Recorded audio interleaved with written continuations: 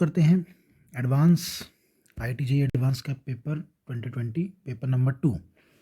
तो उसमें एक क्वेश्चन नंबर है 9, जो थोड़े से इंपॉर्टेंट प्रॉब्लम से मैं वही करा देता हूँ। कह रहा है कि यहाँ इस पॉइंट के अबाउट रॉड बंधी हुई है, O पॉइंट के अबाउट, और M मास की रॉड है, और ये दूरी है इसकी X और ये दूरी है L। X दूरी पे एक बुलेट आके स्ट्राइक करता है और रॉड ओमेगा से घूमने लग जाती है। तो पहले तो वो कह रहा है कि भाई ओमेगा निकालिए अगर बुलेट का मास सेम है, ठीक है जी, और बुलेट चल रहा है v वेलोसिटी से। तो हम इसमें क्या करेंगे, एंगुलर मोमेंटम कंजर्व करवाएंगे, कंजर्वेशन ऑफ एंगुलर मोमेंटम। तो initial equal to final about O, about O। तो इसको 0 0 मान लिया। तो शुरू में बुलेट चल रहा है, रोड नहीं चल रही, तो MVR आ गया एंगुलर मोमेंटम। अब फाइनल में क्या होगा, बुलेट इसमें एम्बेडेड हो जाएगा, तो बुलेट भी घूमेगा और रोड भी घूमेगी, बट रोड तो इस एक्सिस के अबाउट घूम रही है, अपने सेंट्रल एक्सिस के अबाउट नहीं घूम रही। तो ये होती है पैरेलल एक्सिस। तो रोड का इनर्शिया क्या हो गया, तो फाइनल एंगुलर मोमेंटम होगा, मैं लिख देता हूँ पहले, inertia of rod plus inertia of bullet into में ये क्या करने लग जाएगी रोटेट, तो ओमेगा। तो आगे बढ़ते हैं, MVX रोड का इनर्शिया हो गया mL²/3 और बुलेट का हो गया mx², क्योंकि bullet will behave like a point object. तो m से m कट गया हमारे पास सारा, तो Vx कितना आ गया L² प्लस 3x²/3 इंटू में ओमेगा।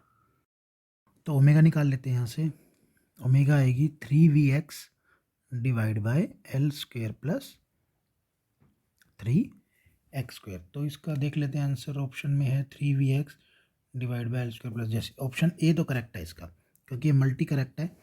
अब हम देखते हैं कि अगला पार्ट क्या है कि मैक्सिमम ओमेगा निकालिए जब x इक्वल टू XM होगा। तो देखिए क्या करना है इसके अंदर कि ओमेगा को मैक्सिमम बनाने के लिए हम इसको डिफरेंशिएट कर देंगे। तो मेरे पास ओमेगा कितनी है 3Vx divide by L² plus 3x²। तो इसको मैक्सिमम बनाने के लिए डिफरेंशिएट कीजिए, नीचे वाले का ऐसे का ऐसे, ऊपर वाले का डिफरेंशिएट 3V, क्योंकि x का 1 हो जाएगा ना, फिर ऊपर वाला, नीचे वाले का डिफरेंशिएट 0,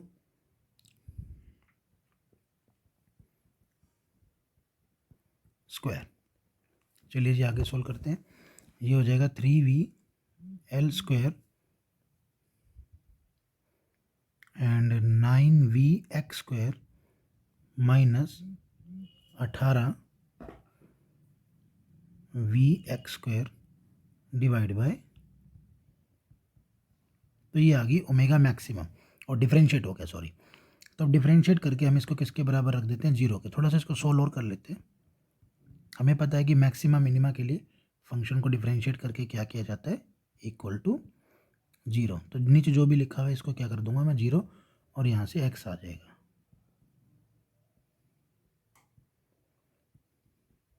तो L²/3 x², तो x इक्वल टू L/√3 के लिए, इस वैल्यू के लिए, यानी कि बुलेट अगर इस पोजीशन पे जाके टकराता है L/√3 पोजीशन पे, तो ये एंगुलर वेलोसिटी क्या लेगा, मैक्सिमम लेगा।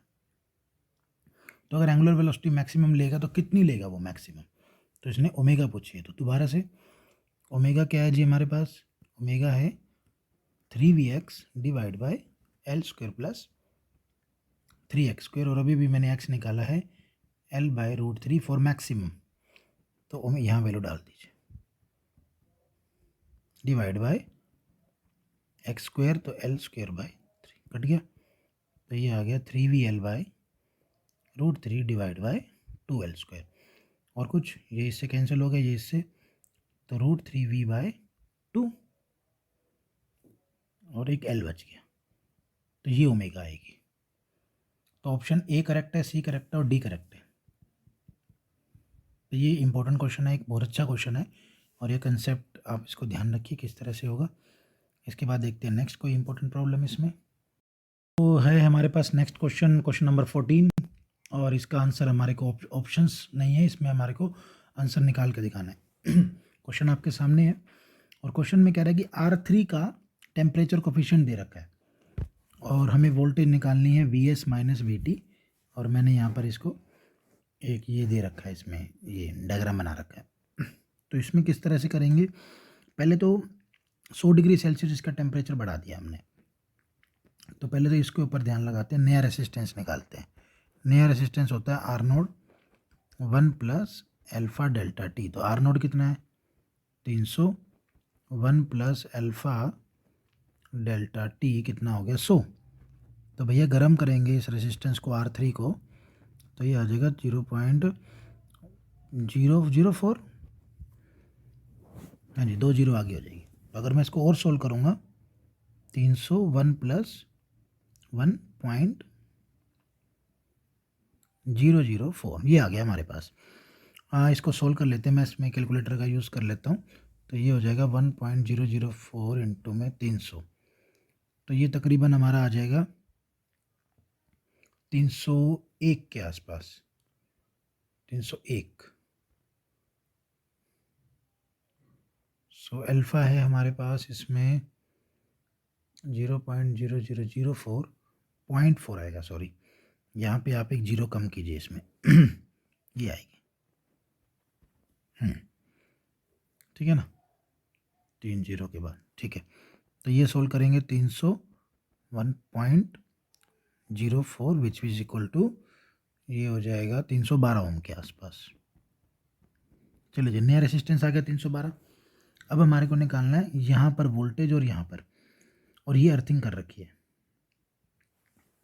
तो ये थोड़ा सा पीछे बनाना पड़ेगा सर्किट मुझे इधर। तो देखता हूँ सर्किट में, सर्किट है ये ऐसे, ये बैटरी ऐसे, थोड़ा सा बड़ा सर्किट इधर, ये अर्थिंग हो गई। तो ये यहाँ से, चलिए नए रेसिस्टेंस की वैल्यू डाल देते हैं, 60 100 312 500।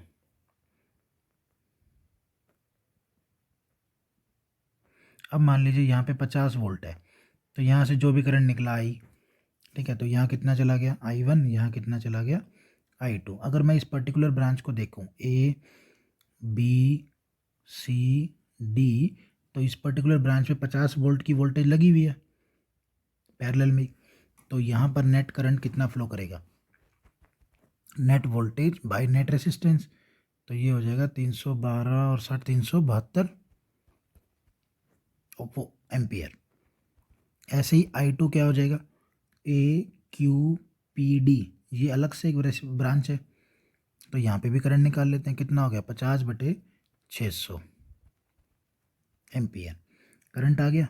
अब हमें चाहिए यहाँ पर वोल्टेज S पे और T पे।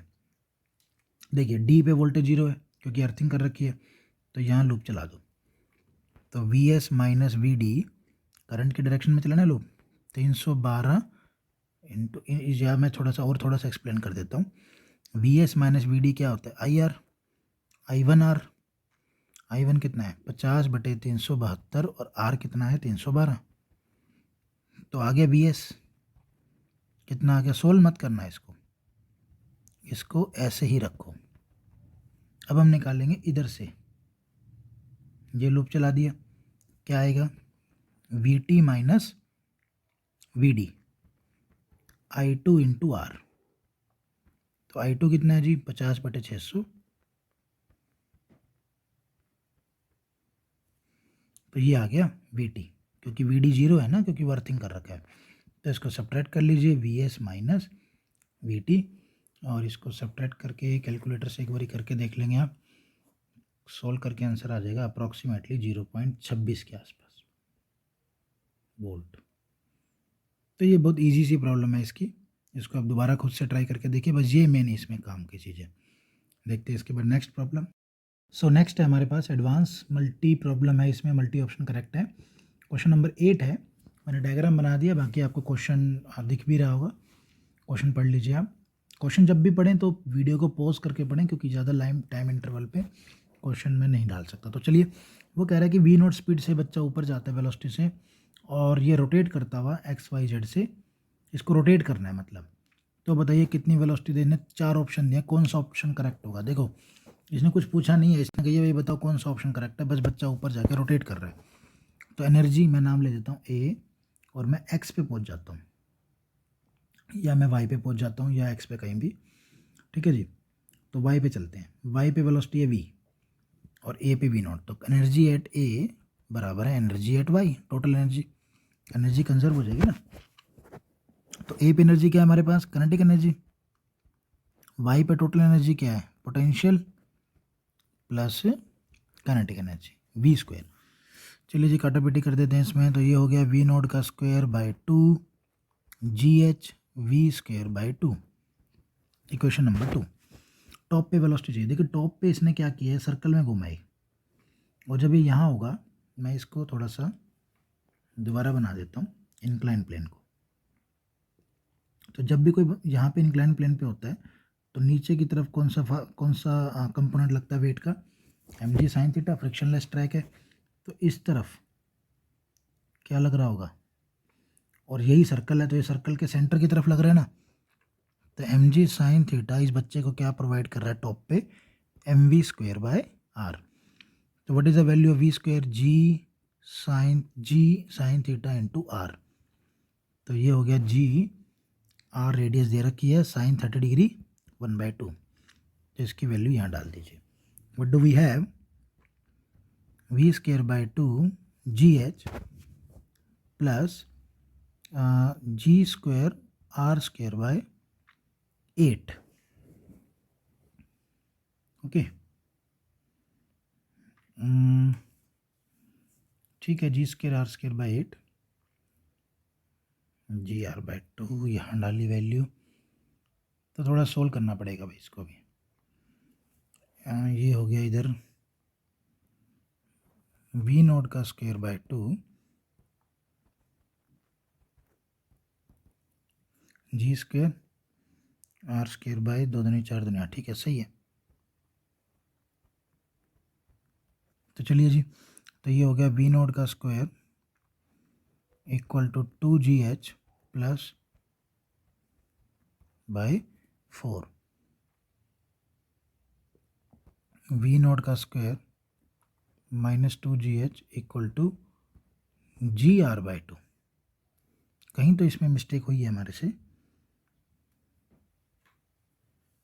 जी साइन 30 हो गया 1/2, ये आर हो गया जी आर बाय, अच्छा वी स्क्वायर की वैल्यू है, सॉरी यहाँ देखिए, यहाँ वी स्क्वायर की ही वैल्यू जी आर बाय 2 है, तो सीधा सीधा रखेंगे तो जी आर बाय 4 आ जाएगा, ये हो गया जी आर बाय 4। तो इसको पीछे ठीक करेंगे थोड़ा सा, तो ये सारी इक्वेशन को मैं हटा देता हूँ यहाँ से, वी नोट का square by 2 G H G R by क्या निकाला था हमने 4। बस थोड़ा आप छोटी सी गलती करोगे पूरा क्वेश्चन गलत हो जाएगा। तो ये आ जाएगा वी नोट का square 2GH G R by 2, option number A correct है, ठीक है जी। इसके बाद कह रहा है कि सेंट्रीपिटल फोर्स कहाँ पर मैक्सिमम होगा, तो सेंट्रीपिटल फोर्स देखते हैं कहाँ पे होगा।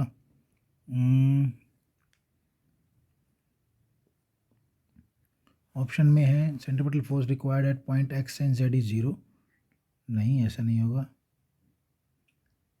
Required is maximum at X and Z,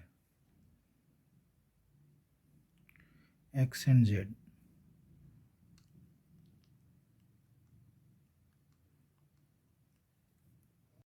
तो देखिए इसमें क्या लगेगा कंसेप्ट कि एक्स पॉइंट पे आप जाइए, एक्स पॉइंट वाई पॉइंट से नीचे है, तो यहाँ पर अभी पूरी हाइट इसने गेन नहीं करी, तो जो एच डैश है हाइट जो एक्स पॉइंट पे है वो टोटल हाइट से कम है, सेम जेड के लिए भी। तो यहाँ पे हाइट अभी कम गेन करी है, तो यहाँ स्पीड ज़्यादा होगी, क्योंकि काइनेटिक एनर्जी किस में कन्वर्ट होती जाती है, पोटेंशियल में। तो एक्स पे अभी पोटेंशियल कम है पर काइनेटिक ज़्यादा है, सेम जेड पे भी पोटेंशियल कम हो जाएगी और काइनेटिक ज़्यादा हो जाएगी। तो जब यहाँ काइनेटिक ज़्यादा हो जाएगी तो स्पीड ज़्यादा हो जाएगी, जब यहाँ स्पीड ज़्यादा होगी तो यहाँ पर सेंट्रीपिटल फोर्स भी ज़्यादा होगा, तो इसका डी ऑप्शन आएगा, ए एंड डी। और ये बिल्कुल भी नहीं होगा कि यहाँ पर इसने दिया कि 0 होगा, अरे नहीं 0 बिल्कुल भी नहीं होगा, ये तो भूल ही जाना, क्योंकि यह सर्कल स्टार्ट हो चुका है, जब स्टार्ट हो गया हो चाहे कुछ भी हो, फोर्स तो लगना शुरू हो ही जाता है। तो इसके ऑप्शन होंगे ए और डी। सो नेक्स्ट प्रॉब्लम है हमारे पास, और ये प्रॉब्लम भी एडवांस की है, पेपर नंबर 2। कह रहा है कि दो लार्ज डिस्क है जिनके बीच में कुछ सेपरेशन है, और ऑयल ड्रॉप की डेंसिटी दे रखी है हमारे को। इसमें कितनी दे रखी है? 900 किलोग्राम पर मीटर क्यूब दे रखी है, और एक ऊपर एक होल है, कुछ वहाँ से रिलीज़ कर रहे हैं टाइनी ड्रॉप्स को, कुछ ऐसे। ठीक है जी, ऊपर से गिर रही है यहाँ छेद से नीचे। तो वो कह रहा है कि ये टर्मिनल वेलोसिटी अचीव कर लेते हैं। देखिए टर्मिनल वेलोसिटी में क्या होता है, नीचे की तरफ mg लगता है, ऊपर की तरफ बॉयंसी लगता है, और ऊपर की तरफ एक फोर्स और लगता है। यहाँ पर ये वाला फोर्स कौन सा फोर्स होगा? जैसे मैं की को बंद करूँगा तो ये प्लस आ जाएगा और ये माइनस आ जाएगा। तो प्लस से माइनस की तरफ इलेक्ट्रिक फील्ड चल पड़ेगी, और इलेक्ट्रिक फील्ड का फोर्स, अगर ये नेगेटिवली चार्ज है ड्रॉप, तो इलेक्ट्रिक फील्ड का फोर्स कहाँ लगेगा? ऊपर, और वो फोर्स ऊपर लगेगा, और एक बॉयंसी फोर्स भी लगता है, बट इसने क्वेश्चन में कह रखा है कि नेग्लेक्ट बॉयंसी फोर्स। तो नेट वेलोसिटी क्या हो जाती है? Constant terminal velocity. तो उस केस में mg किसके बराबर हो जाता है? f के। अब mg अगर f के बराबर हो जाता है तो f किसके बराबर हो जाता है? qe के। और q किसके बराबर होता है? q equal to ne, e is the electronic charge. तो अभी कह रहा है कि switch is close applying this 200 volt पे, ऑयल ड्रॉप की रेडियस दे रखी है हमारे को 8 × 10⁻⁷। ठीक है, तो आगे देखते हैं। वो स्टॉप कर देती है मूव करना। तो बताइए कितने number of electron oil drop में प्रेजेंट है? तो हमारे को नंबर ऑफ इलेक्ट्रॉन निकालने हैं, और इलेक्ट्रॉन कैसे निकलेंगे? n equal to mg/e। m is the mass of drop. तो मास कैसे निकालते हैं? Density, mass upon volume. तो मास क्या आ गया? डेंसिटी इंटू वॉल्यूम, 4/3πr³ बटे में E electric field. Electric field कैसे निकलेगी? Voltage upon distance, v equal to E D. तो E equal to v/d। D कितना है? तो यहाँ पे आप डेंसिटी डाल दीजिए, π/r/g।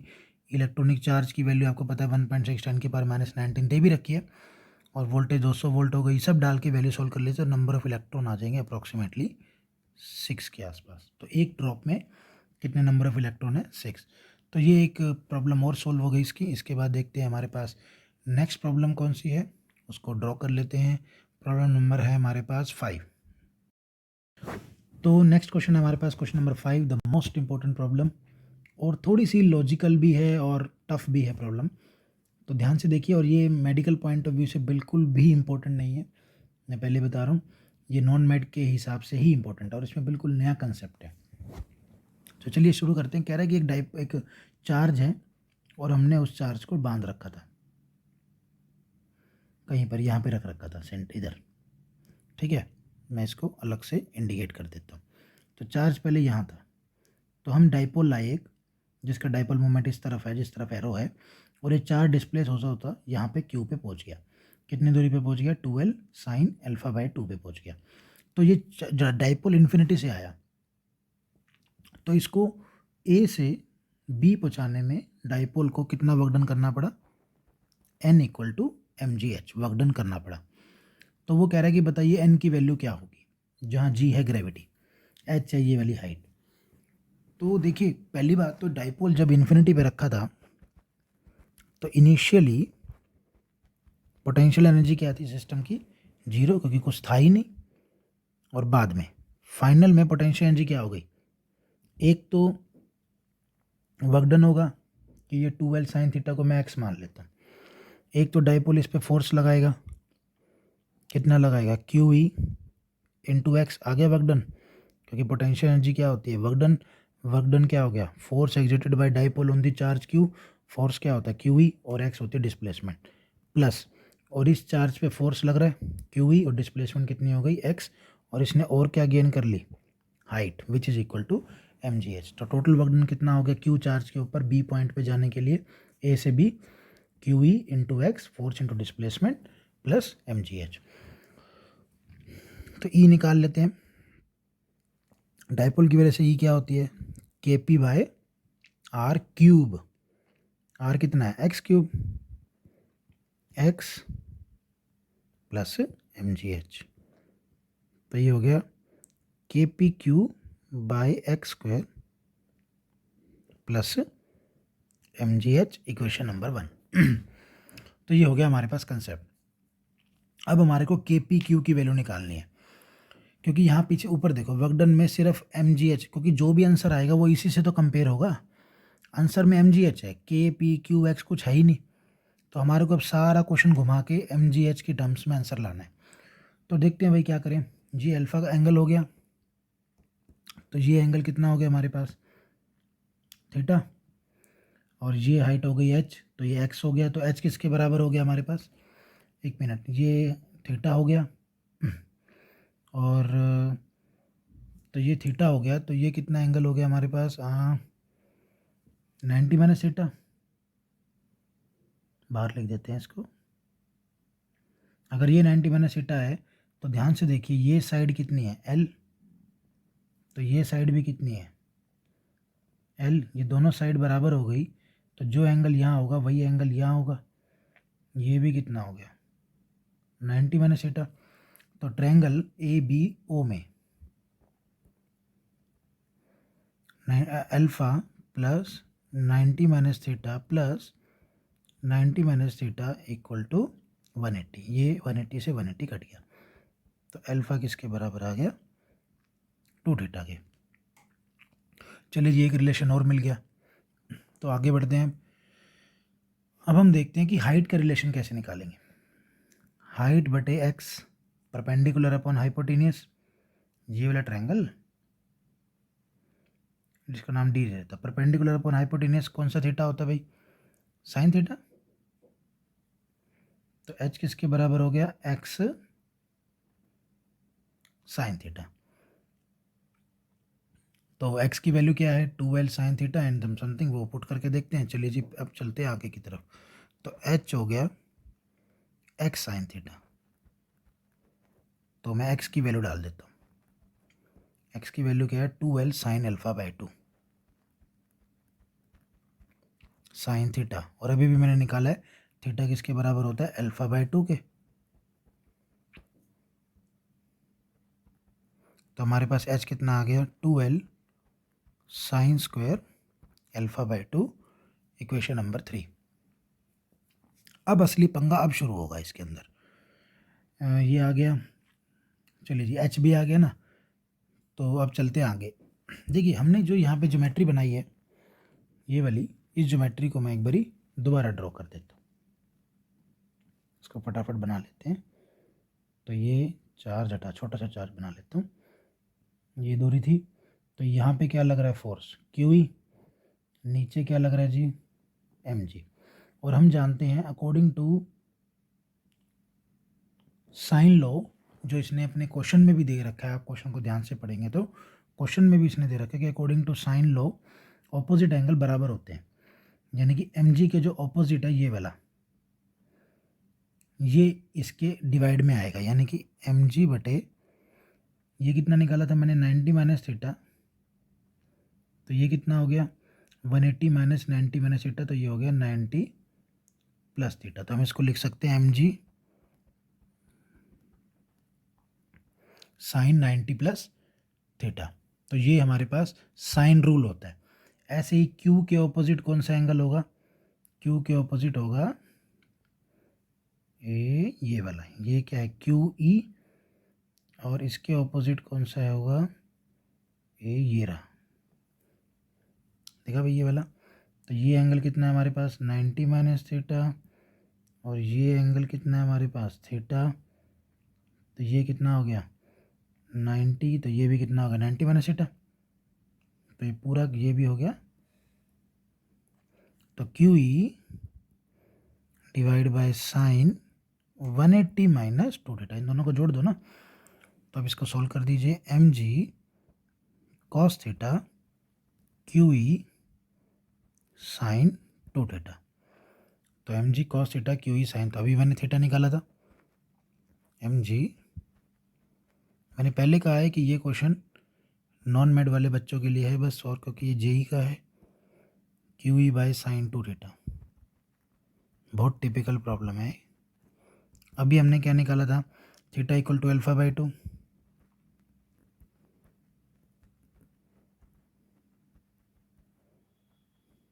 ये आ गया। थोड़ा और सॉल्व कर लेते हैं।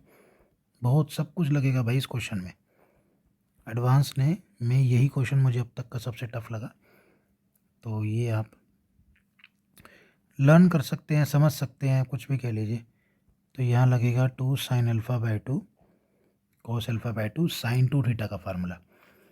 चलिए जी आगे बढ़ते हैं। ये कट गया तो एम जी कितना आ गया, क्यू ई बाई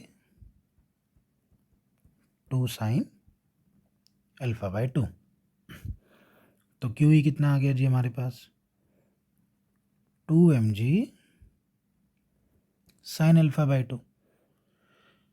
ठीक है भाई। तो क्यू ई की वैल्यू चेक करनी पड़ेगी हमें पीछे जाके। अगर हमने कुछ निकाली है तो ई की वैल्यू क्या थी, ई की वैल्यू हमारे पास थी, ई इलेक्ट्रिक फील्ड होती है ना डाइपोल की वजह से। डाइपोल की वजह से एक्सियल पॉइंट पे इलेक्ट्रिक, ये एक्सियल पॉइंट हो गया ना इसका। तो डाइपोल की वजह से एक्सियल पॉइंट पे इलेक्ट्रिक फील्ड क्या होती है, 2 के पी बाई आर क्यूब। 2 से 2 कट गया, Q K P by R cube. R कितना है,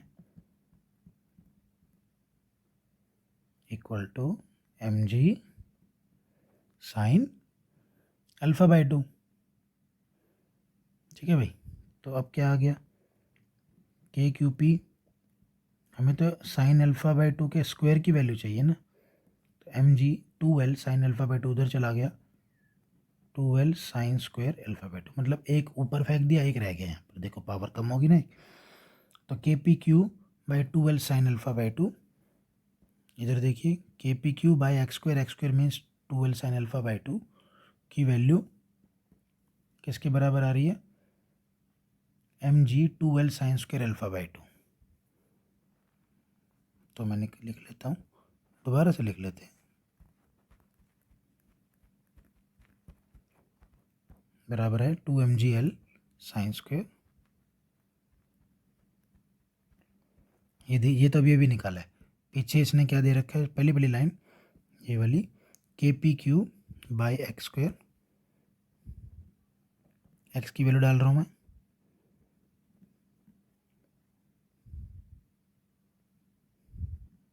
होल स्क्वायर। यही है ना वर्क डन। वर्क डन क्या होता है, चेंज इन पोटेंशियल एनर्जी। और ये देखो ये और ये दोनों सेम है। तो अगर ये और ये दोनों सेम है तो इसकी वैल्यू क्या आ रही है,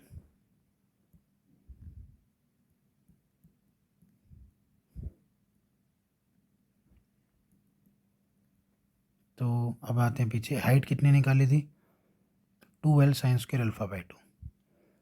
2L sine square alpha by 2 height. Height देखो ये आया आंसर वर्क डन। तो सॉल्व करेंगे तो n की वैल्यू क्या आ जाएगी, 2। ये बहुत टफ क्वेश्चन है और इस क्वेश्चन को आप बार बार समझें, अगर समझ सकते हैं तो। नहीं तो आप बेटर रहेगा पेपर में ऐसा क्वेश्चन आए तो आप छोड़ सकते हैं। तो ये जितने इंपॉर्टेंट प्रॉब्लम थे एडवांस 2 में मैंने करा दिए हैं। और आप इन क्वेश्चंस को ट्राई कीजिए, समझिए दोबारा से और प्रैक्टिस कीजिए जो इंपॉर्टेंट है। बाकी जो आपके नॉन मैट के हिसाब से है वो अपने हिसाब से करें और मैट के हिसाब से अपने हिसाब से बच्चे करें। तो बाकी देखते हैं नेक्स्ट लेक्चर में कुछ नया टॉपिक के साथ। तब तक के लिए बाय, टेक केयर।